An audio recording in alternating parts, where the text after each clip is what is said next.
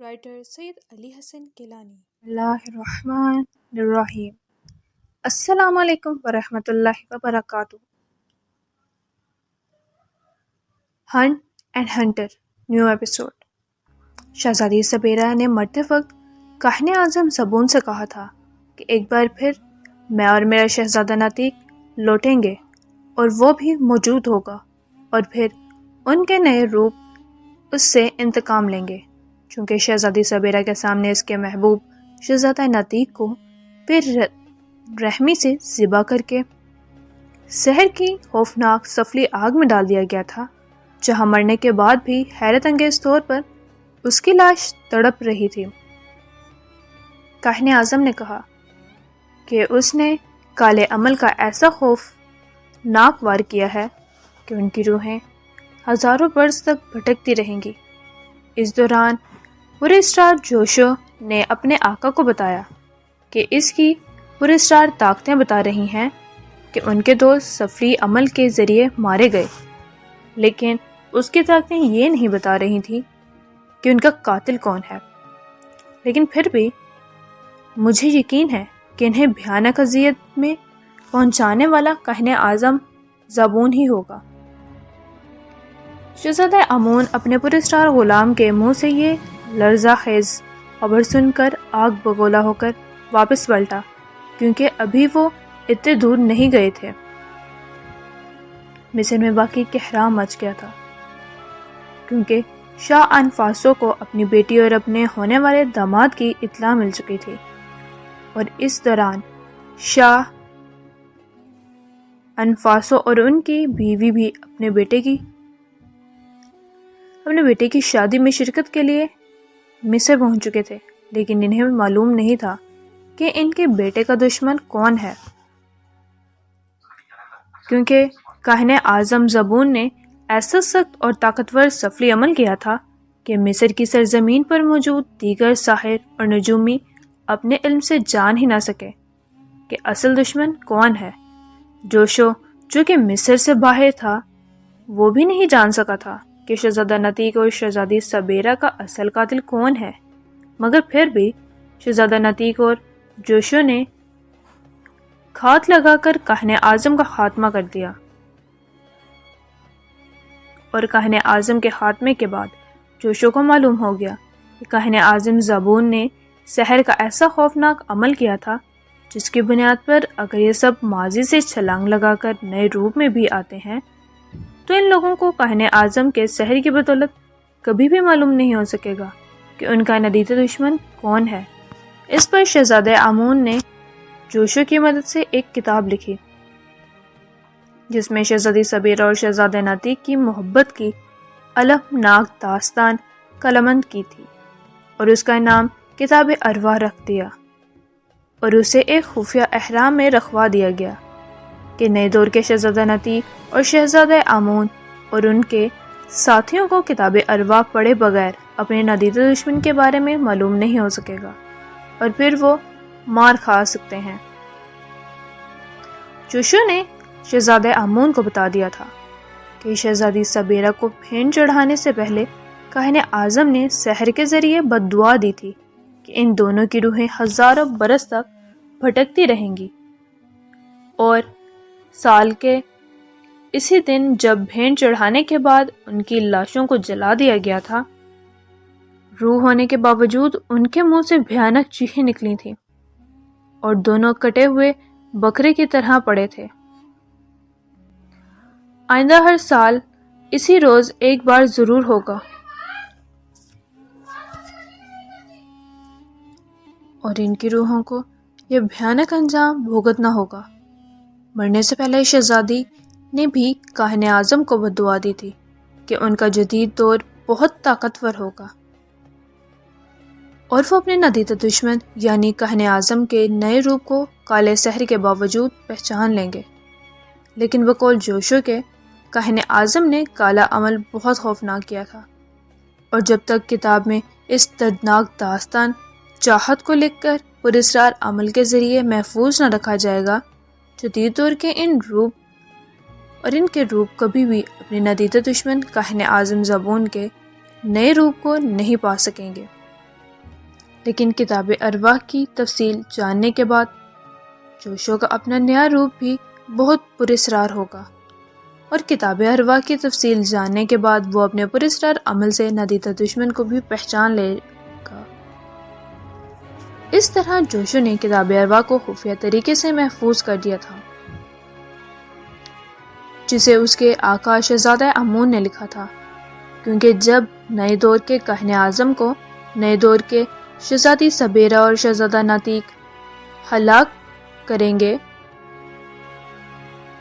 تو اس وقت ان کی بھٹکتی روحوں کو سکون نہیں ملے گا۔ کتاب ارواح میں بھی یہی درج تھا کہ اذیت کا عمل ہزاروں برس تک جاری رہے گا، اور یہ کتاب نئے دور کے شہزادہ امون اور شہزادہ ناتیک کے ساتھیوں کو ملے گی۔ شہزادہ امون اور اس کا غلام تو کتاب ارواح لکھ کر مصر سے واپس چلے گئے، لیکن مصر میں ایک کوہرام مچ گیا۔ پھر وقت نے کروٹیں بدلیں، مصر سے شاہان فرعون اور فرعونیت کا دور ختم ہوا، اور 32 خاندانوں کے 272 فرعونوں نے حکمرانی کی۔ فرعونیت کے دور کو ختم ہوئے بھی عرصہ ہو چکا تھا اور جدید دور شروع ہو چکا تھا، لیکن شہزادی سبیرہ اور اس کے منگیتر شہزادہ ناتیک پر کیے گئے خوفناک عمل کا وار ختم نہیں ہوا تھا، اور ہر سال اسی دن جب انہیں بھیانک موت سے دوچار کیا گیا تھا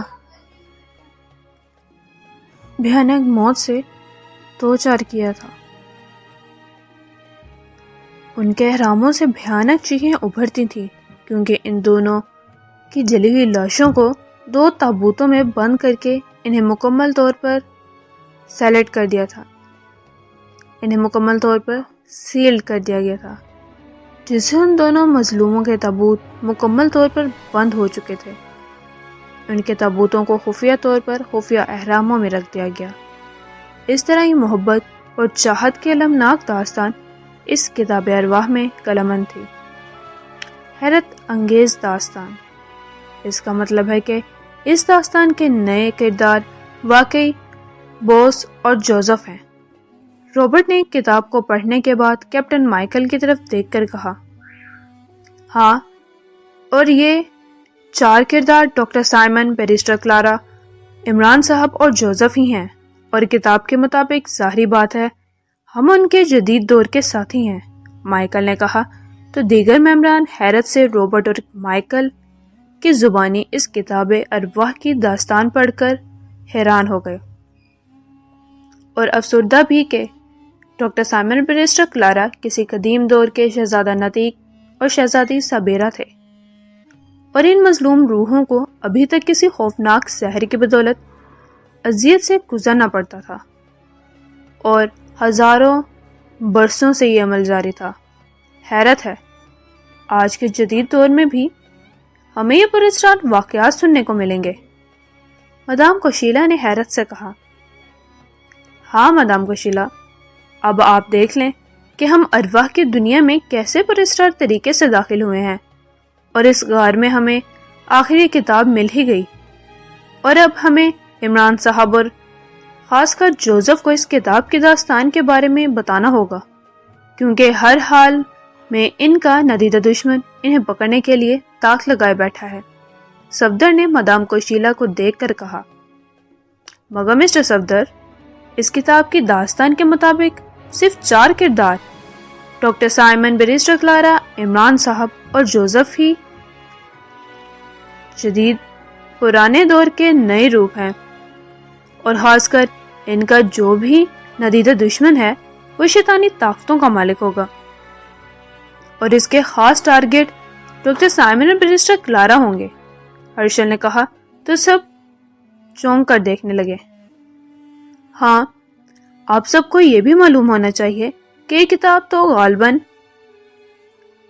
پرانی لکھی گئی تھی، لیکن چونکہ کتاب ارواح آج سے 4000 برس پرانی ہے، اس لیے اس کتاب کے متن کے بعض الفاظ مٹ چکے ہیں اور بعض صفحات پڑھنے کے قابل نہیں رہے، لیکن بہرحال ہم نے قدیم دور کی داستان کو جان لیا ہے، اور کتاب ارواح کے آخر میں جو عبارت لکھی ہوئی ہے وہ کتاب ارواح کے مطابق نئے دور کا جوشو ہی پڑھ سکتا ہے۔ غالباً وہ کوئی پراسرار منتر ہے اور جوشو سے مراد یعنی صرف جوزف ہی اسے پڑھ سکتا ہے، اس لیے ہمیں یہ کتاب جوشو تک پہنچانی ہوگی تاکہ انہیں کتاب ارواح کی داستان سنا سکیں۔ اور مجھے یقین ہے کہ پراسرار جوزف اپنی حیرت انگیز صلاحیتوں سے اس کتاب ارواح کے پراسرار منتر کو پڑھ کر ندیدہ دشمن کو بھی پہچان لے گا۔ روبرٹ نے کہا تو سب نے اسبات میں سر ہلا دیا۔ اس کے لیے ہمیں اب اسے رام یا سیاہ غار سے باہر نکلنا پڑے گا اور جلد ہی اپنے ساتھیوں سے ملنا ہوگا۔ اس بار صالحہ نے کہا، معلوم نہیں یہ پراسرار ارواح کی دنیا کتنی بڑی ہے، کیونکہ یہاں سے سیٹلائٹ کا رابطہ بھی نہیں ہو رہا، اور معلوم نہیں ہمارے دیگر ساتھی کہاں ہوں گے۔ کراسٹی نے کہا، ہاں کراسٹی وہ تو ہے، لیکن پھر بھی ہمیں جیسے تیسے یہ کتاب اپنے ساتھیوں تک پہنچانی ہی ہوگی تاکہ وہ بھی کتاب کی داستان جان سکے، اور آپ کا پراسرار ساتھی جوزف کتاب ارواح میں موجود پراسرار منتر کو پڑھ کر پوشیدہ دشمن کے بارے میں بھی جان سکے۔ رولف نے کراسٹی سے کہا۔ اب باہر نکلنے کے لیے سب اٹھ کھڑے ہوئے، اور اس سے پہلے کہ یہ سب غار نما احرام سے باہر نکلنے کے لیے اوپر جانے کی تیاری کرتے، یکلخت غار کے دہانے پر ایک بڑا پتھر آ گرا اور غار کا دہانہ بند ہو گیا اور یہ سب اس میں قید ہو گئے۔ معلوم نہیں اتنا بڑا پتھر اچانک غار کے دہانے پر کیسے آیا تھا، لیکن اب یہ سب غار کے قیدی ہی بن چکے تھے۔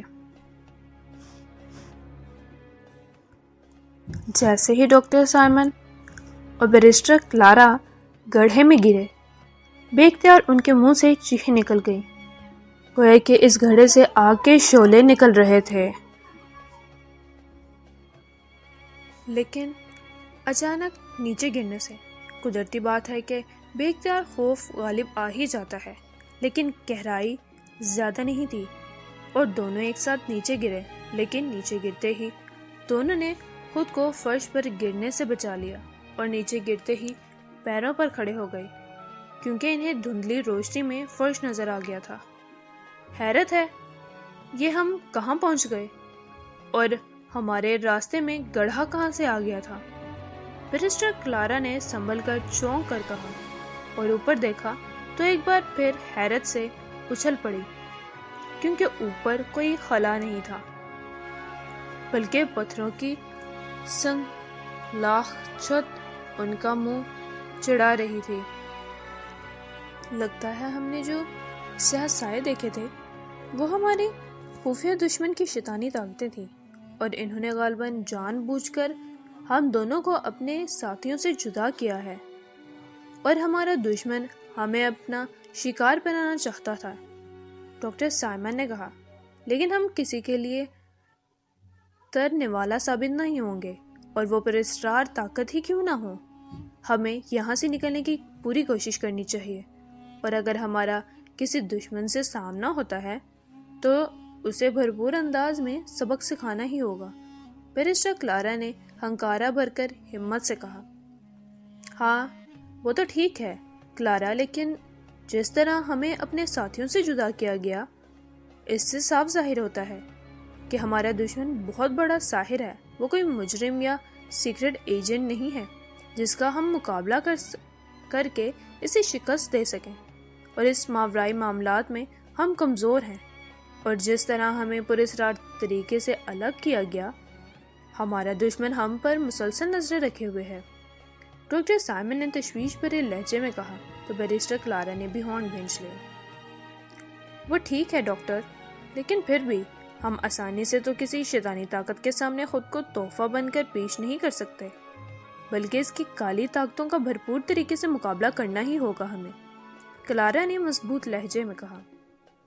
ہاں تم ٹھیک کہتی ہو، چلو یہاں سے نکلنے کی کوشش کرتے ہیں، کیونکہ میرے اندازے کے مطابق ہمیں جان بوجھ کر کتاب ارواح کی تلاش کے چکروں میں اپنے مقصد کے احرام میں پھنسایا گیا ہے۔ اور ہم ابھی تک اسی شیطانی طاقتوں والے احرام میں ہی کہیں موجود ہیں۔ ڈاکٹر سائمن نے چاروں طرف دیکھتے ہوئے کہا، جہاں ایک طویل راہداری آگے کی طرف جا رہی تھی۔ چلو کلارا، اب جو ہوگا دیکھا ہی جائے گا۔ مجھے لگتا تو نہیں کہ ہم اس شیطانی احرام سے آسانی سے نکل سکیں گے، کیونکہ ہمیں خاص پلاننگ سے شیطانی قوتوں نے اپنی قیدی بنا لیا ہے۔ ڈاکٹر سائمن نے ہارن چباتے ہوئے کہا، اور دونوں اس راہداری میں آگے بڑھنے لگے۔ تھوڑی دیر بعد راہداری کا اختتام ہو گیا، مگر یہاں انہیں پتھر کا ایک بھاری دروازہ نظر آیا۔ ڈاکٹر سائمن نے اس پر زور لگایا تو دروازہ آسانی سے کھلتا چلا گیا، لیکن یہ دیکھ کر دونوں حیران ہو گئے کہ یہ سیاہ رنگ کا کمرہ تھا اور کوئی شیطانی قربان گاہ لگ رہا تھا۔ لیکن ڈاکٹر سائمن اور بیرسٹر کلارا نے کسی خوف کو اپنے اوپر غالب نہ آنے دیا اور اس کمرے میں داخل ہو گئے۔ لیکن جیسے ہی دونوں اس کمرے میں آئے، یکلخت ان کے دماغ تاریکیوں میں ڈوبتے ہی چلے گئے، جیسے واقعی پلاننگ کے تحت انہیں یہاں لایا گیا تھا اور بے ہوش کر دیا گیا تھا۔ ڈاکٹر سائمن کو ہوش آیا تو اس نے دیکھا کہ وہ لوہے کی زنجیروں میں بندھا ہوا تھا، اور اس کے ساتھ ہی بیرسٹر کلارا بھی لوہے کی زنجیروں سے بندھی ہوئی تھی۔ ڈاکٹر سائمن نے اب ماحول پر غور کیا تو یہ دیکھ کر حیران ہو گیا کہ وہ اس وقت اسی شیطانی قربان گاہ میں قید تھا، جہاں وہ اور بیرسٹر کلارا اندر داخل ہوئے تھے، لیکن نامعلوم کس طرح انہیں بے ہوش کر دیا گیا تھا۔ ڈاکٹر سائمن خود کو لوہے کی زنجیروں سے چھڑوانے کی کوشش کرنے لگے، لیکن ناکام رہا، کیونکہ بہت سختی سے انہیں باندھا گیا تھا۔ اسی دوران بیرسٹر کلارا نے بھی آنکھیں کھول لیں اور خود کو بندھا پا کر اور اسی خوفناک قربان گاہ کے ماحول میں دیکھ کر حیران ہو گئی۔ سائمن، یہ کیا ہے؟ یہ تو ہم عجیب مصیبت میں پھنس گئے ہیں، بیرسٹر کلارا نے حیرت سے ڈاکٹر سائمن کی طرف دیکھ کر کہا، لیکن دونوں کے چہروں پر اس شیطانی قربان گاہ میں بندھے ہونے کے باوجود کسی خوف کے آثار نہیں تھے۔ ڈاکٹر سائمن اب غور سے اس سیاہ کار میں، جہاں دونوں دیوار کے ساتھ بندھے ہوئے تھے، دیکھنے لگا۔ یہاں ایک خوفناک اور سیاہ رنگت کی تصویر بنی ہوئی تھی، لیکن ڈاکٹر سائمن اور بیرسٹر کلارا خوف کی بجائے حیرت سے دیوار پر بنی اس تصویر کو دیکھنے لگے۔ ڈاکٹر سائمن، ہم دونوں ہی غالباً اپنے خفیہ دشمن کے اصل شکار ہوں گے، لیکن ایسا کیوں ہے؟ اور اس خوفناک تصویر سے ظاہر ہوتا ہے کہ تصویر میں شیطان کی تصویر بنائی گئی ہے اور ہمارا دشمن مردود کا پیروکار لگتا ہے، بیرسٹر کلارا نے حیرت سے کہا۔ اس کا پتہ تو ہمارا دشمن ہی ہمیں دے سکتا ہے کہ وہ خصوصی طور پر ہمیں کیوں شکار کرنا چاہتا ہے۔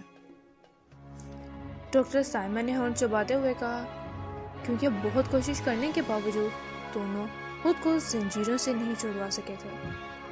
معلوم نہیں عمران صاحب، مس جولیا، ان کا برسٹار ساتھی جوزف اور ڈریگن سلوگا کس حال میں ہوں گے، کیونکہ ہم جیسے ہی خوفناک گڑھے میں گر کر بے ہوش ہو گئے تھے، وہ چاروں بھی ہمارے پیچھے ہی تھے۔ اس لحاظ سے تو ان چاروں کو بھی یہاں قید ہونا چاہیے تھا۔ بیرسٹر کلارا نے بھی تشویش بھرے لہجے میں کہا، لیکن ڈاکٹر سائمن خاموشی سے کچھ سوچ رہا تھا۔ پھر اس سے پہلے کہ ان دونوں میں سے کوئی بولتا، یکلخت اس قربان گاہ کا پتھر کا بھاری دروازہ کھلا اور سیاہ نقاب میں ملبوس کوئی شخص اندر داخل ہوا، جس کے صرف آنکھیں ہی نظر آ رہی تھیں اور باقی چہرہ چھپا ہوا تھا۔ ویلکم، ویلکم میرے معزز مہمانوں۔ مجھے امید ہے کہ میری ہنٹ پلاننگ آپ جیسے دنیا کے منجے ہوئے اور تربیت یافتہ سیکرٹ ایجنٹوں کو پسند آئی ہوگی۔ نقاب پوش نے اپنے ان دونوں کو ہوش میں اور بندھا ہوا دیکھ کر ہنستے ہوئے کہا، کون ہو تم اور ہمیں کس سلسلے میں اغوا کیا ہے؟ ڈاکٹر سائمن نے غور سے اس سیاہ نقاب میں ملبوس شخص سے بے خوفی سے پوچھا، تمہاری اور میری کوئی دشمنی تو نہیں ہے، لیکن اگر حقیقت میں دیکھو تو تم ہی اصل فساد کی جڑ ہو، جس کی وجہ سے ہزاروں برس سے کاما کا طاقتور عمل جاری ہے۔ نقاب پوش نے کہا جو پروفیسر رابون تھا، لیکن پھر بھی اس نے خود کو چھپایا ہوا تھا۔ شاید وہ عمران اور ڈاکٹر سائمن جیسے ماہر سیکرٹ ایجنٹوں سے خائف تھا، حالانکہ اس نے اہرام میں اپنا مکمل شیطانی نظام بنایا ہوا تھا اور اپنی غلام طاقتوں کے ذریعے اہرام کی راہداری میں ایک طاقتور سیاہ عمل کر کے ڈاکٹر سائمن اور بیرسٹر کلارا کو بقیہ ساتھیوں سے علیحدہ کر رہا تھا، کیونکہ اس کے اصل شکار تو یہی دونوں تھے جن کو پروفیسر رابون ہنٹ یعنی شکار کرنا چاہتا تھا اور اپنے مقصد میں کامیاب ہو چکا تھا، اور اس وقت دونوں بندھے ہوئے اس کے سامنے تھے جنہیں یہ کسی بھی لمحے ختم کر سکتا تھا۔ اس طرح ہزاروں برس سے مظلوم روحوں پر کیا گیا کالا عمل ان دونوں کے مرنے سے ہمیشہ کے لیے برقرار رہتا۔ اس کے بعد پروفیسر رابون نے عمران اور ڈاکٹر سائمن کے ساتھیوں کے خاتمے کا پروگرام بنایا تھا۔ اب اس کے اہم شکار اس کی نظروں کے سامنے بے بس پڑے تھے۔ میری تم سے کیا دشمنی ہو سکتی ہے؟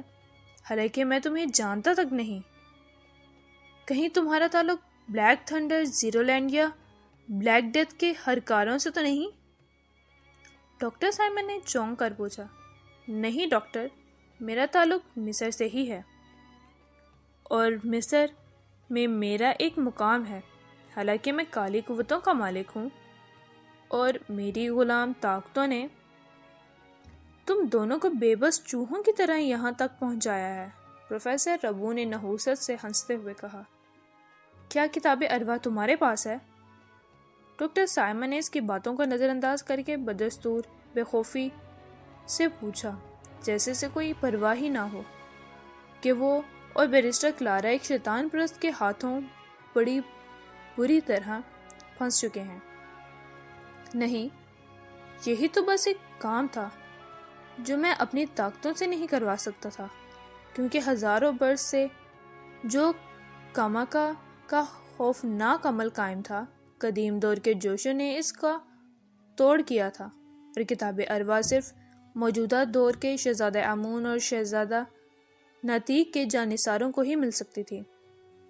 اور تمہیں یہ سن کر حیرت ہوگی کہ تمہارے ساتھیوں نے کتاب ارواح حاصل بھی کر لی ہے، اور تمہارے اور شہزادہ امون یعنی عمران کے ساتھیوں نے حیرت انگیز طور پر اس کا مطالعہ بھی کر لیا ہے، جس کے بعد اب تم دونوں کی ہلاکت لازمی ہے، کیونکہ میرے قدیم دور کے کاہن اعظم زابون کے روپ نے جس طرح ماضی میں تمہارا خاتمہ کیا تھا، اسی طرح اب بھی میں یعنی جدید دور کا کاہن اعظم زابون تمہارا خاتمہ کروں گا، کیونکہ کتاب ارواح کے پڑھے جانے کے بعد تم دونوں کی ہلاکت لازم ہے، یا پھر میری۔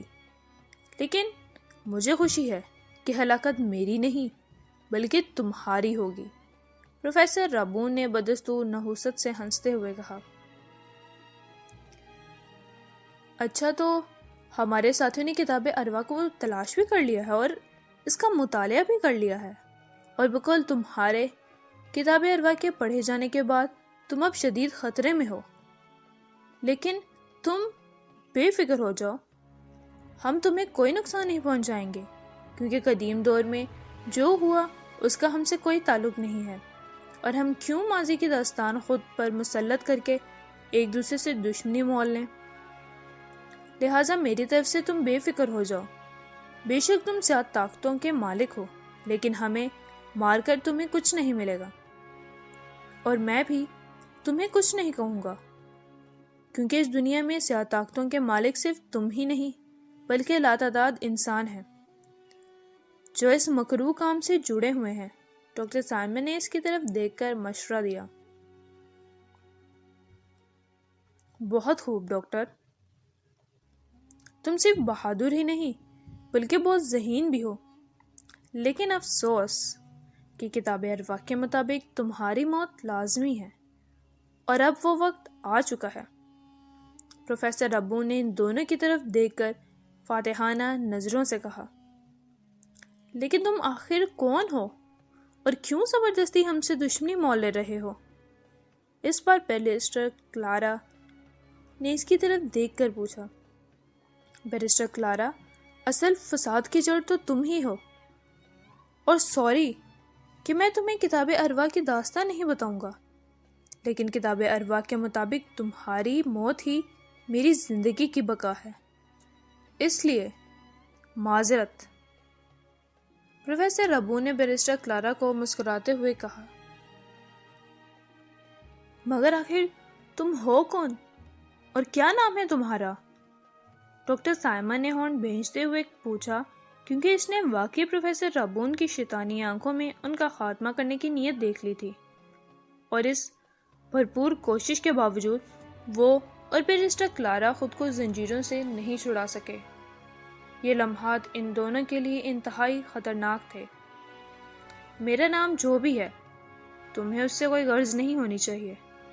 ویسے تم دونوں کو اس معبد میں مہا شیطان کی تصویر کے سامنے ہلاک کرنے کے بعد اور ارواح کی دنیا میں آئے ہوئے بقیہ تمام لوگوں کا خاتمہ کرنے کے بعد ہی مجھے سکون ملے گا، کیونکہ تم چاروں جدید دور کے کاہن زبون کے جدید دشمن ہو اور بہت ہی طاقتور لوگ ہو۔ تم سب کی موت بعد ہی میں اپنی اصلیت میں آؤں گا۔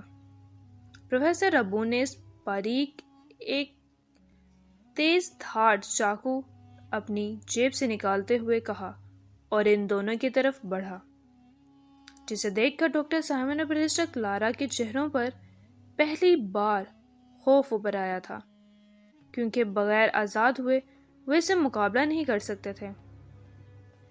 اچانک کمرے میں اندھیرا ہوا اور پھر یکلخت روشنی ہو گئی۔ اس وقت کمرے میں حسین خد و خال والی چوپاتی موجود تھی۔ یہ سحر کا منظر دیکھ کر ڈاکٹر سائمن اور بیرسٹر کلارا چونک گئے، کیونکہ عمران اور اس کے ساتھی تو مختلف مہمات میں ان شیطانی طاقتوں کو ظاہر اور غائب ہونے کے نظارے دیکھ چکے تھے، لیکن ڈاکٹر سائمن اور بیرسٹر کلارا غالباً پہلی بار کسی ماورائی اور شیطانی قوتوں کے ہاتھوں گرفتار ہوئے تھے، اس لیے چپاتی کو اس طرح پر اسرار انداز میں ظاہر ہوتے دیکھ وہ لوگ حیران ہو گئے۔ ہاں چپاتی، بولو، کیا ہوا؟ شہزادہ آمون اور میرے ان شکاروں کے بقیہ ساتھیوں کا؟ پروفیسر ربون نے چونک کر پوچھا۔ آقا، آپ کے خاص شکاروں اور عمران یعنی جدید دور کے شہزادہ آمون کے ساتھی بہت ہی خطرناک اور ذہین ثابت ہوئے۔ ان میں سے 4 ساتھی جو قدیم مصریات کی تاریخ کو بخوبی جانتے تھے، انہوں نے کسی جدید اسلحے کے بجائے دیوتاؤں کی تحریروں اور تصویروں کو پڑھ کر اس پر عمل کرتے ہوئے بالکل درست انداز میں کتاب ارواح کی دنیا میں داخل ہو گئے۔ چونکہ وہ سب اصول کے مطابق چلتے رہے، اس لیے میں ان کی طرف سے کوئی غلطی نہ کرنے پر ان پر کوئی سیاہ عمل نہیں کر سکتی تھی۔ حیرت انگیز طور پر ان کے 2 ساتھیوں نے قدیم دور کی لکھی ہوئی کتاب ارواح کو بھی پڑھ لیا ہے، جس سے جدید دور کے جوش و جس کی پراسرار طاقتیں اس اہم مہم کے اصول کے مطابق بہت کم ہو گئی تھیں، لیکن کتاب ارواح کے پڑھے جانے کے بعد وہ دوبارہ لوٹ آئی ہیں، اور وہ سب کسی بھی لمحے ہم تک پہنچ سکتے ہیں۔ اس لیے آپ جلدی سے ان دونوں کا خاتمہ کر دیں تاکہ ماضی کی یاد کو امر کیا جا سکے، ورنہ اب حقیقت جاننے کے بعد یہ سب خطرناک ترین انسان آپ کی جان کے شدید ترین دشمن بن جائیں گے۔ چپاتی نے تفصیل سے پروفیسر رابون کو بتاتے ہوئے کہا تو غصے سے پروفیسر رابون کا چہرہ سرخ ہوتا چلا گیا۔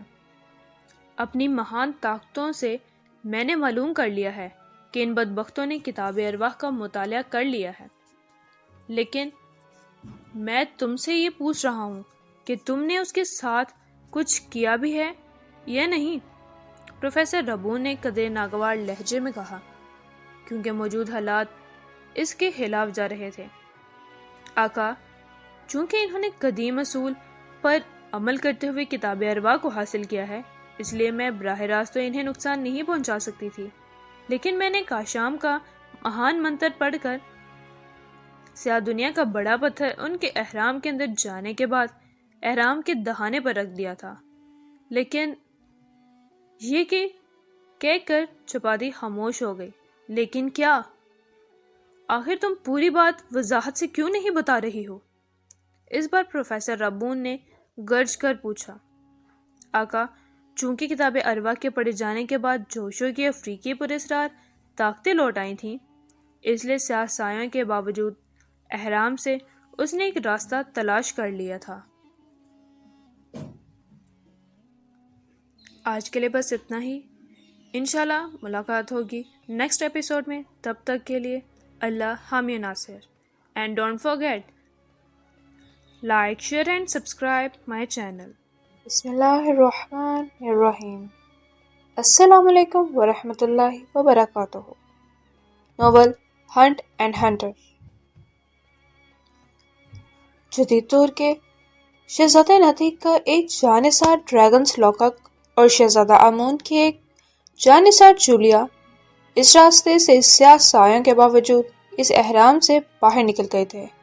انہوں نے اپنے ساتھیوں کے احرام کو بھی پا لیا تھا، جہاں وہ کتاب ارواح پڑھنے کے بعد قید تھے۔ وہاں ان دونوں نے سیاہ دنیا کے پتھر کو معلوم نہیں کس پراسرار عمل کے ذریعے توڑ دیا تھا اور سب ساتھیوں کو بھی بچا لیا تھا، ورنہ سیاہ دنیا کے پتھر کے قیدی ہونے کے بعد وہ کبھی نہیں نکل سکتے تھے۔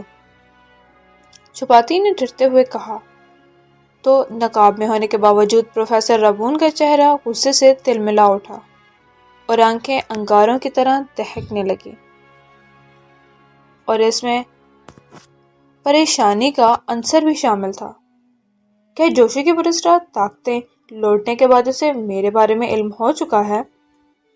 پروفیسر ربون نے چونک کر تشویش بھرے لہجے میں کہا، نہیں آقا، گویا کہ جدید دور کے جوشوں کے پراسرار قوتیں لوٹ آئی ہیں، لیکن کتاب ارواح میں درج خاص منتر پڑھے بغیر وہ آپ کے بارے میں نہیں جان سکتا، یا جب تک آپ خود اس کے سامنے خود کو ظاہر نہ کر دیں۔ چھپاتی نے کہا، اوہ، اگر ایسا ہے تو جلدی سے جاؤ اور دیکھو کہ وہ سب اب کس حال میں ہیں، تاکہ میں کسی اور عمل سے ان کا خاتمہ کر سکوں، کیونکہ ارواح کی دنیا میں فی الحال میری طاقتیں بہت کام کر رہی ہیں، اور اگر چاہوں تو جوکاتی کو بھی اپنے ساتھ لے جانا، تاکہ کسی طرح ان سے کتاب ارواح چھینی جا سکے۔ پروفیسر ربون نے گھبراتے ہوئے لہجے میں کہا، آقا، میں آپ کو پہلے بھی کہہ چکی ہوں کہ جدید دور کے شہزادہ نتیق، شہزادہ امون اور خاص کر اس کا افریقی غلام جوزف یعنی جوشو اور ان کے ساتھی دنیا کے خطرناک ترین لوگ ہیں۔ کیونکہ آپ نے کالے جادو کے مہان منتر سے اپنے خاص شکاروں کو باندھا ہوا ہے، اس لیے فوراً ان کا خاتمہ کر دیں۔ اگر یہ بچ نکلے تو پھر یہ خطرناک انسان آپ کو ہلاک کر دیں گے، اور آپ کی سیاہ طاقتیں بھی کچھ نہ کر پائیں گی، کیونکہ خاص کر جدید دور کا جوشو قدیم دور کے جوشو سے کہیں زیادہ خطرناک اور پراسرار قوتوں اور صلاحیتوں کا مالک ہے۔ چھپاتی نے اس بار قدرے الجھے ہوئے اور پریشانی کے عالم میں کہا، کیونکہ پروفیسر ربون کی موت سے اس کی سیاہ طاقتوں کا بھی خاتمہ لازمی تھا، اور چھپاتی جوزف کی صلاحیتوں کو جان چکی تھی۔ وہ معامرائی معاملات میں کتنا خطرناک ہے، اس لیے اس نے ایک بار پھر پروفیسر ربون کو باتوں میں وقت برباد کرنے کے بجائے ڈاکٹر سائمن اور برسٹر کلارا کو ہلاک کرنے کا مشورہ دیا۔ ہاں چھپاتی، واقعی میں باتوں میں وقت برباد کر رہا ہوں، اور مجھے اپنے خاص شکاروں کا شکار کر ہی لینا چاہیے تاکہ طریق کو دہرایا جا سکے۔ اس کے بعد جدید دور کے شہزادہ امون اور جوشو کا بھی خاتمہ کر دوں گا۔ پروفیسر ربون نے چونکتے ہوئے کہا، اور ڈاکٹر سائمن کی طرف چاقو لے کر بڑھا۔ دیکھو تم، جو بھی ہو، اس طرح ہمارا خاتمہ نہیں کر سکتے۔ ڈاکٹر سائمن نے بھی اب بھی خوفزدہ ہونے کے بجائے غصے سے پروفیسر رابون کی طرف دیکھتے ہوئے کہا۔ چونکہ ڈاکٹر سائمن کو ابھی کتاب ارواح کی داستان کا کچھ معلوم نہیں تھا، جسے ان کے ساتھیوں نے اپنی صلاحیتوں سے قدیم مصری طریقوں پر عمل کرتے ہوئے پا لیا تھا اور مطالعہ بھی کر لیا تھا، اس لیے دونوں حیران تھے اور اتنا سمجھ گئے تھے کہ چپاتی جیسی حسین لڑکی کوئی انسان نہیں بلکہ شیطانی طاقت ہے، جو پروفیسر رابون کو انہیں ہلاک کرنے کا بار بار مشورہ دے رہی ہے۔ لیکن پھر بھی ڈاکٹر سائمن نے ڈرنے کے بجائے نقاب میں ملبوس پروفیسر رابون کو غصے سے روکا، مگر اس بار پروفیسر نے اس کی بات کو سنے بغیر چاقو بلند کر لیا اور اس کا رخ ڈاکٹر سائمن کے سینے کی طرف کر کے وار کر دیا۔ لیکن ڈاکٹر سائمن نے بندہ ہونے کے باوجود ایک جھٹکے سے پہلو بدلا اور اپنے سر کی ٹکر زور سے اس منہ پر مار دی تو بے اختیار پروفیسر رابون کے منہ سے چیخ نکل گئی اور اس کے ہاتھ سے چاقو چھوٹ گیا، اور اس کے ساتھ ہی کمرے میں ایک بار پھر مکمل طور پر تاریکی چھا گئی۔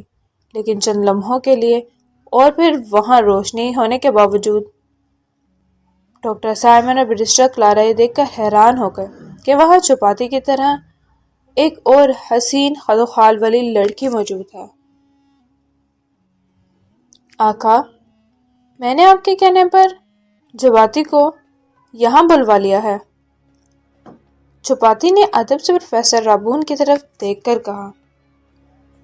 لیکن میں نے تمہیں کہا تھا کہ تم ان نہنجاروں کے ساتھیوں اور جوشے کے ساتھیوں کا راستہ روکو، لیکن تم ابھی تک یہیں کھڑی ہو۔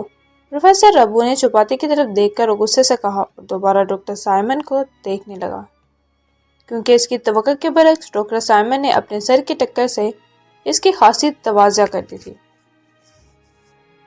لیکن آقا، میں آپ سے کچھ اہم بات کہنا چاہتی ہوں، اس لیے ہم یہاں رک گئی ہیں۔ دوسری حسین خد و خال والی قدیم مصر کی طرز کی خوبصورت لڑکی چپاتی نے ادب سے اس کی طرف دیکھ کر کہا۔ ہاں کہو، کیا بات ہے؟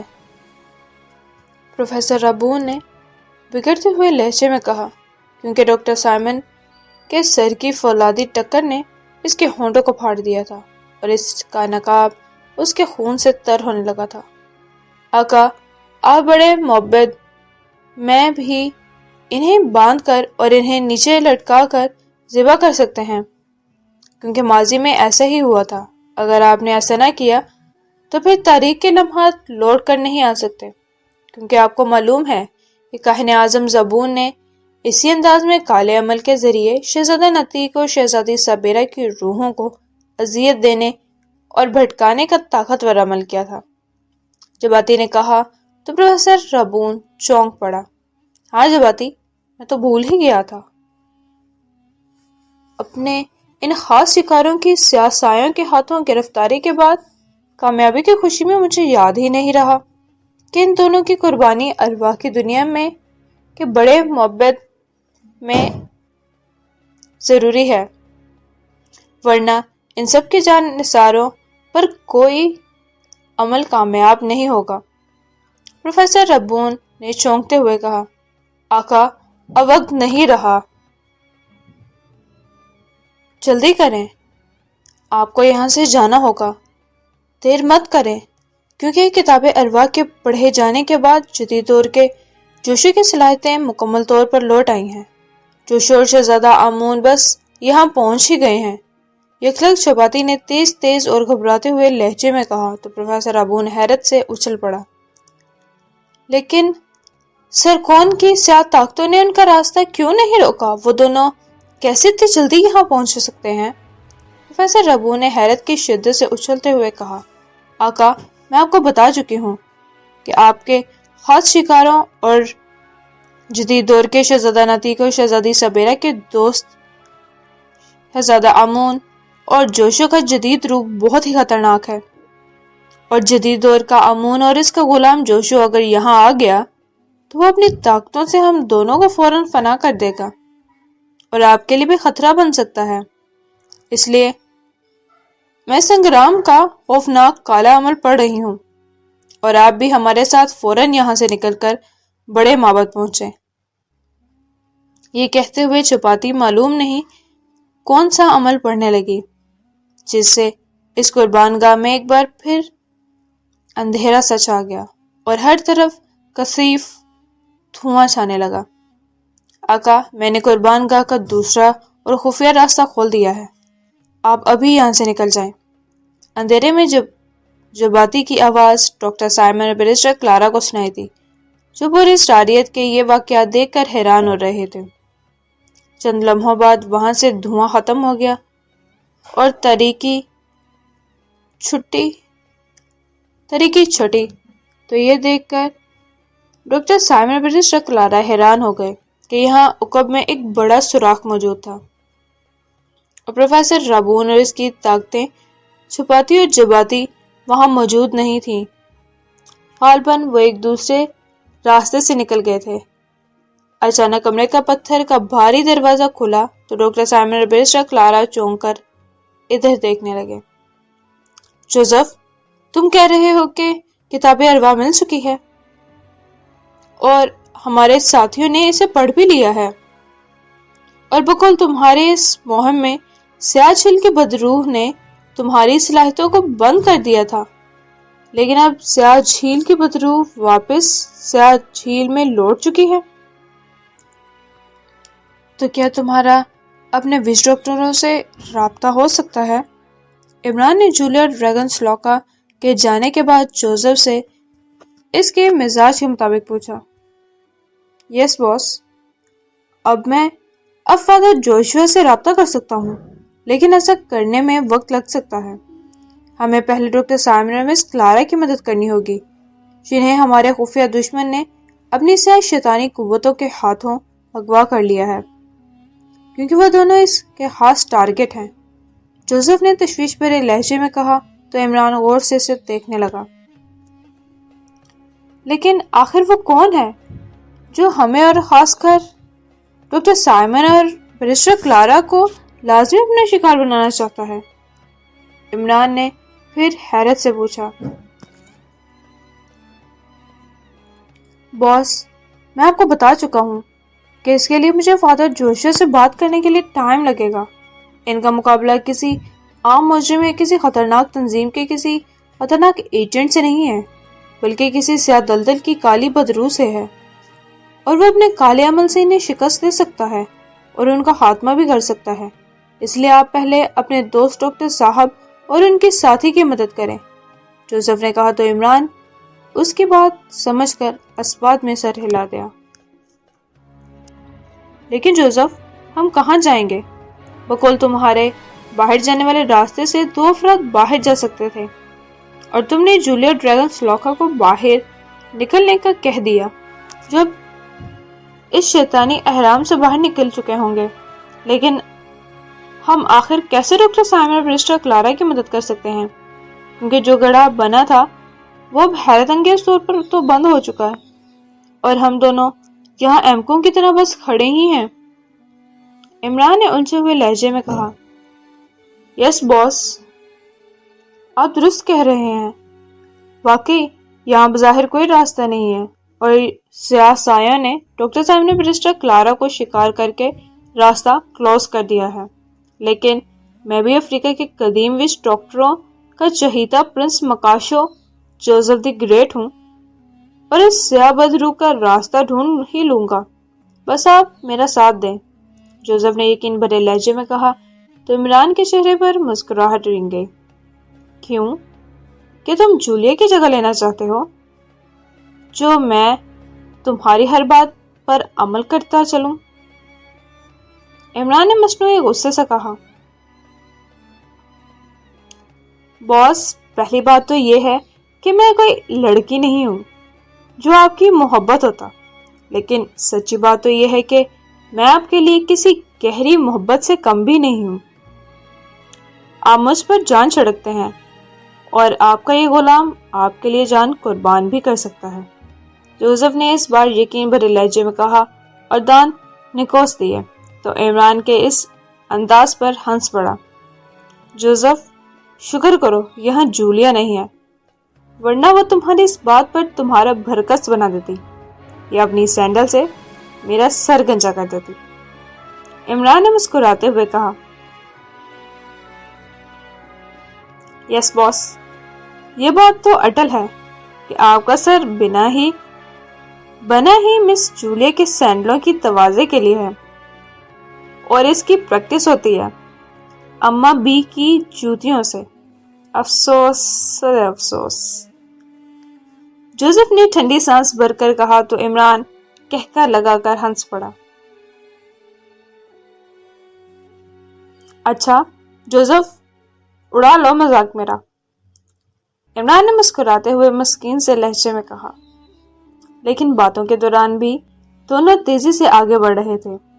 عمران اور جوزف عقابی نظروں سے اس راہداری میں ہر طرف دیکھ رہے تھے جو کہ اب عام سی راہداری تھی، اور ڈاکٹر سائمن برسٹر کلارا کے گڑھے میں گرنے کے بعد یہاں موجود سوراخ اور آگ کے شعلے سب ختم ہو چکے تھے، لیکن راہداری کسی بھول بھلائے کی طرح انہیں آگے ہی لے کے جا رہی تھی۔ عمران نے دیکھا کہ جوزف کے چہرے پر اس بات کی پریشانی نہیں تھی۔ یک لخت دونوں ٹھٹک گئے کیونکہ راہداری کے اختتام پر ایک انتہائی پتلی سی جگہ تھی اور اس راستے پر نیچے ہولناک آگ دہک رہی تھی۔ راستہ اتنا تنگ تھا کہ ایک فرد احتیاط سے ہی گزر سکتا تھا، اور تھوڑی سی بے احتیاطی اسے نیچے آگ میں ہی گرا سکتی تھی۔ یہ دیکھ کر عمران نے ہونٹ بھینچ لیا۔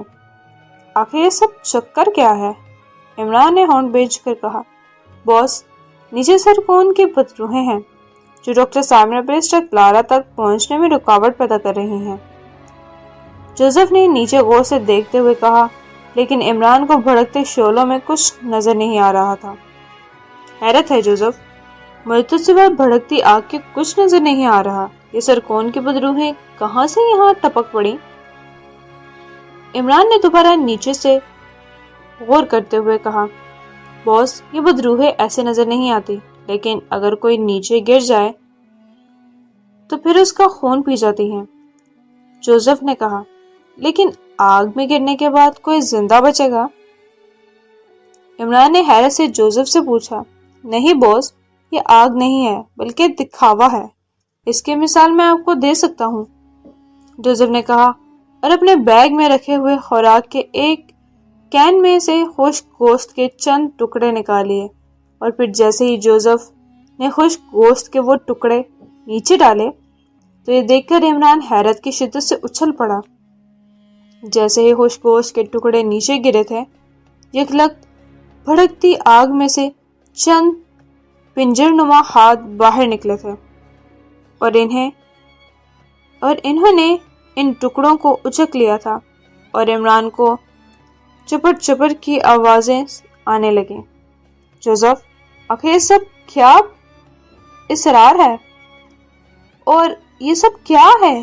کیا آگ میں بھی کوئی مخلوق پل سکتی ہے؟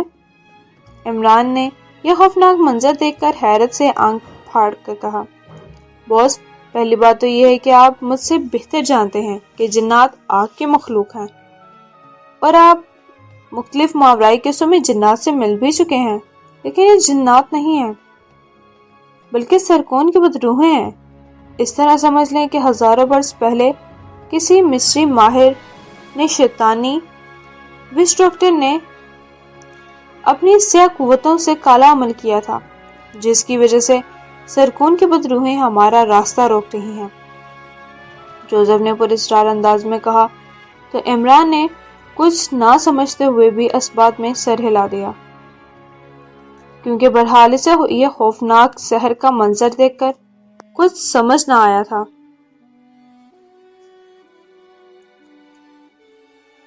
اور جوزف کی الجھی ہوئی پراسرار باتوں پر یقین کر لیا تھا، اور اگر یہاں عمران کے ساتھی ہوتے تو وہ جوزف کی ان پراسرار باتوں پر ناک چڑھا لیتے، خاص کر جوانا تو اس کا خوب مذاق اڑاتا، اور عمران بھی اب تک بے شمار ماورائی مہمات میں جوزف کی الجھی پراسرار باتوں کو ماننے کے باوجود اس کا مذاق بھی اڑا چکا تھا، لیکن یہاں یہ عجیب منظر دیکھ کر اسے وہ سمجھ ہی نہیں آ رہا تھا کہ آگ میں رقصاں یہ کون سی جہنمی مخلوق ہے، اور اگر خدا نہ کرے وہ اس میں گر گیا تو یہ نظر نہ آنے والی ہولناک آگ کسی جہنمی مخلوق اس کے ساتھ کیا حشر کرے گی۔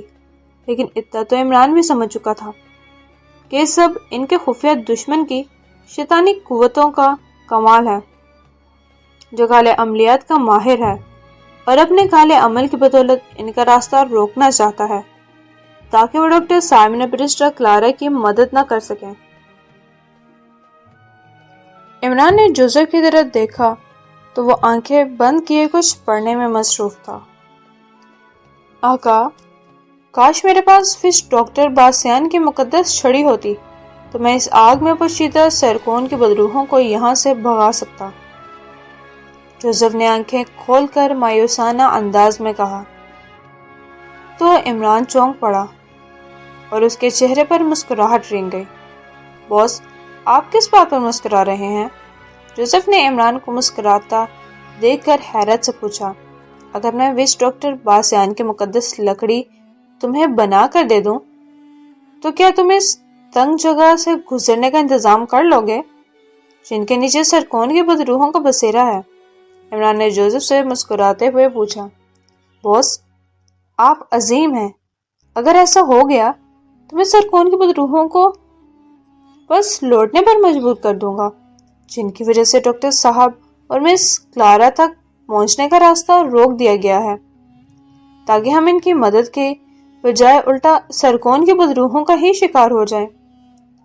جوزف نے کہا تو عمران نے اپنے بیگ میں سے لکڑی کی چھوٹی سی چھڑی نکالی تو جوزف چونک کر اسے دیکھنے لگا۔ جوزف، اگر کوئی تیز دھار چاقو ہے تو وہ مجھے دو تاکہ میں اسے وش ڈاکٹر باسیان کی چھڑی بنا سکوں۔ عمران نے کہا تو جوزف نے تیزی سے اسے بیگ میں سے ایک تیز دھار چاقو نکال کر عمران کے حوالے کر دیا۔ عمران نے جوزف سے چاقو لے کر اس کا پھل اور تیز دھار چاقو کی نوک سے لکڑی کی چھڑی کی نوک بنانے اور چھڑی میں چند جگہ مختلف کٹ لگائے اور اس کی نوک کو مزید باریک کر دیا اور اسے جوزف کے حوالے کر دیا۔ لو جوزف، میں نے اس چھڑی کو وش ڈاکٹر باسیان کی مقدس چھڑی بنا دیا ہے، اب تم اس سے کام لے سکتے ہو، عمران نے مسکراتے ہوئے کہا۔ چونکہ عمران قدیم افریقی وش ڈاکٹروں کے بارے میں کافی کتابیں اور دیگر اہم معلومات پڑھ چکا تھا، مختلف مہمات میں جوزف کو حیران کرتا رہتا تھا اور جوزف عمران کی ان چیزوں پر حیران ہوتا تھا کہ اس کا قدیم افریقہ کے وش ڈاکٹروں سے کوئی تعلق نہیں ہے، لیکن پھر بھی عمران ان چیزوں کے بارے میں بہت کچھ جانتا تھا۔ باس، آپ تو عظیم ہیں، آپ سے واقعی میں ماورائی معاملات میں مقابلہ نہیں کر سکتا۔ جوزف نے حیرت سے عمران کے ہاتھ سے چھڑی لے کر اس کے پاؤں چھوتے ہوئے کہا۔ او کالی، کیا کر رہے ہو؟ ہٹو، مجھے گدگدی ہوتی ہے۔ عمران نے اپنے خاص انداز میں ایک طرف ہوتے ہوئے کہا تو جوزف مسکراتے ہوئے چھڑی کو دیکھنے لگا جس میں مختلف نشان لگے ہوئے تھے، اور جوزف حیرت اور احترام سے اس چھڑی کو دیکھ رہا تھا۔ اب جوزف نیچے بیٹھا اور کچھ پڑھتے ہوئے اس چھڑی کو نیچے فرش پر گھمانے لگا تو عمران حیرت سے جوزف کی اس حرکت کو حیرت اور غور سے دیکھنے لگا۔ جوزف نے کچھ پڑھتے ہوئے چھڑی کو فرش پر مختلف انداز میں گھمانے کے بعد اس پر پھونک دیا اور اس کا رخ تنگ جگہ جس کے نیچے آگ دہک رہی تھی اس کی طرف کر دیا تو یہ دیکھ کر عمران حیران ہو گیا کہ جوزف کے ہاتھوں میں جو وہ عام چھڑی جو بقول جوزف کے اویس ڈاکٹر باسیان کی چھڑی تھی، اس کی نوک سے دھواں نکلا تھا جس سے ان کی آنکھوں میں چند لمحوں کے لیے اندھیرا سا چھا گیا، لیکن دوبارہ عمران کی آنکھیں دیکھنے کے قابل ہوئیں تو یہ دیکھ کر عمران اچھل پڑا کہ تنگ راستے کے نیچے بھڑکتی ہوئی آگ ختم ہو چکی تھی اور اس میں نظر نہ آنے والی جہنمی مخلوق پوشیدہ تھی۔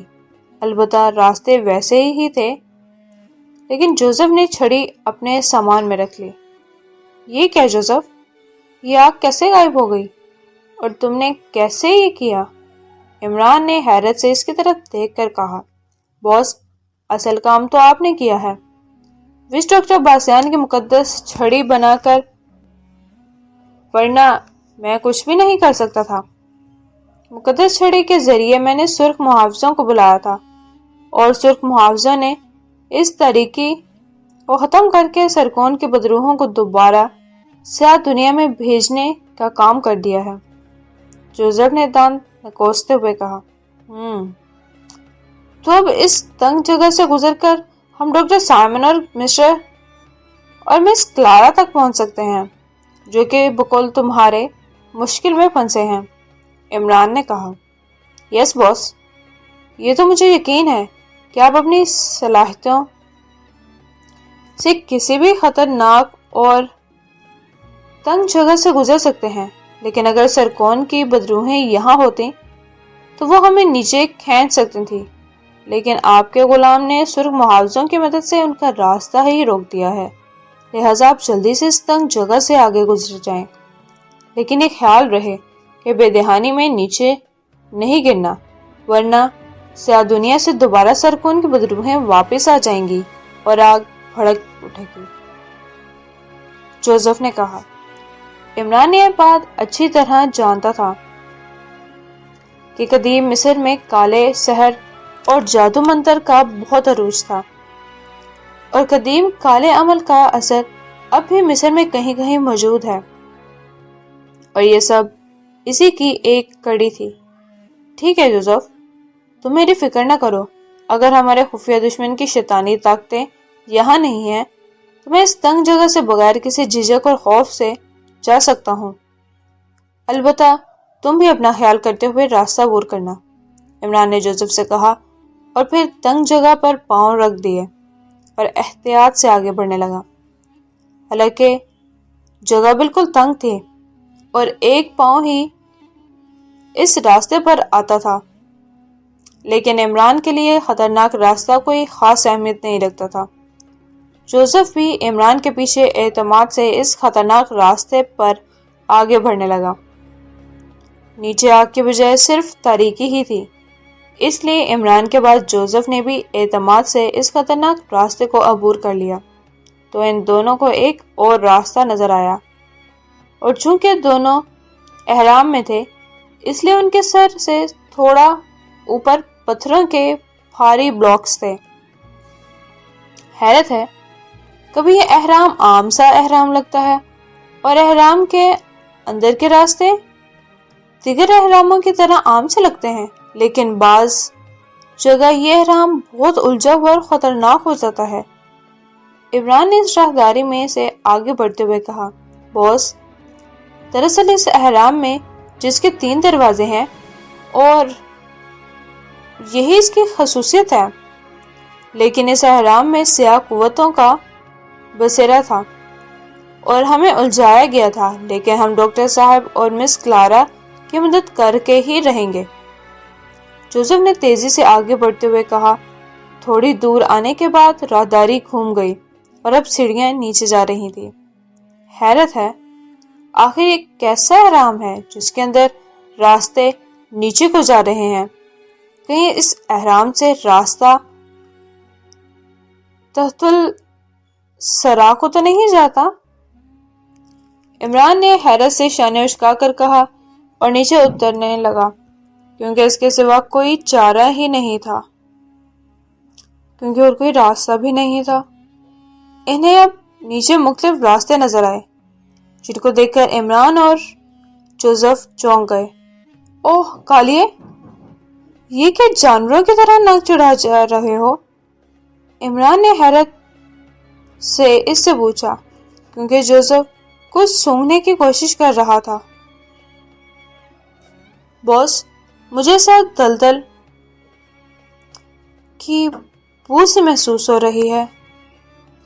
جوزف نے بدستور تیز تیز سونگتے ہوئے کہا تو عمران بھی چونک پڑا، کیونکہ شیطانی طاقتوں کو دور سے محسوس کرنا جوزف کی خاصیت تھی، اور اسی خاصیت کی وجہ سے تو کئی بار جوزف شیطانی عاملوں اور ان کی قوتوں کو اچانک پکڑ کر فنا کر چکا تھا، جو کہ مہذب دنیا کا لبادہ پہن کر عمران اور اس کے ساتھیوں کے پاس آتی تھی، مگر جوزف اپنی پراسرار صلاحیتوں سے ان شیطانی عاملوں اور قوتوں کا خاتمہ کر دیتا تھا۔ اس لیے عمران سمجھ گیا کہ یہاں قریب ہی ان کا دشمن موجود ہے، جس نے اپنی شیطانی قوتوں کے ذریعے اور کالے عمل کی بدولت ڈاکٹر سائمن برسٹر کلارا کو اغوا کیا تھا۔ چلیں بوس، اس دروازے کے اندر مجھے سوگندھیوں کی بو محسوس ہو رہی ہے۔ جوزف نے ایک بار بھاری پتھر کے دروازے کی طرف اشارہ کرتے ہوئے کہا اور آگے بڑھنے لگا، لیکن پتھر کا بھاری دروازہ بند تھا۔ اچانک ان دونوں کو ایک مردانہ چیخ سنائی دی تو دونوں چونک پڑے، کیونکہ یہ چیخ اس بھاری دروازے والے کمرے کے اندر سے ہی آ رہی تھی، جس کے قریب وہ دونوں کھڑے تھے، لیکن اس کا سنگی اور بھاری دروازہ بند تھا۔ بوس، یہیں سے مجھے سوگندھی کی بو محسوس ہو رہی ہے، جوزف نے تیز لہجے میں کہا۔ اچانک عمران نے دیکھا کہ بھاری دروازے سے سیاہ رنگ کا کثیر دھواں نکل رہا تھا، جس کی شدید ناگوار بو تھی، اور یہ دیکھ کر جوزف کی آنکھوں میں خوف اتر آیا تھا۔ بوس، سیدلدل کی غلیظ سوگندھیوں کو غالباً ہمارے یہاں آنے کا پتہ چل گیا ہے، اس لیے وہ یہاں جانے کے لیے سنگرام کا کالا عمل پڑ رہی ہیں، جوزف نے کہا اور پوری قوت سے پتھر کے بھاری دروازے کو کھولنے لگا تو بھاری دروازہ جوزف کی فولادی طاقت سے کھلتا چلا گیا تو جوزف فوراً اندر داخل ہو گیا، لیکن یہ دیکھ کر عمران اور جوزف نے طویل سانس لیا کہ کمرے میں صرف ڈاکٹر سائمن اور برسٹر کلارا زنجیروں میں قید تھے، اور ان دونوں کو دیکھ کر چونک گئے تھے۔ واہ، اسے کہتے ہیں رومیو جولیٹ کے عشق کا جدید انداز، ایک دوسرے کی محبت میں زنجیروں کے حسین بندھن میں بندھے ہوئے ہیں۔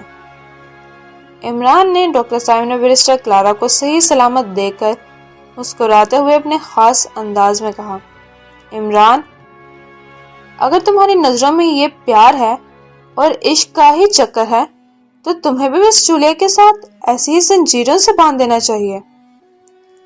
ڈاکٹر سائمن نے عمران اور جوزف کو دیکھ کر مسکراتے ہوئے کہا، ارے ڈاکٹر، تم کیا جانو، شادی کا بندھن بھی کسی زنجیروں کے بندھن سے کم نہیں ہوتا۔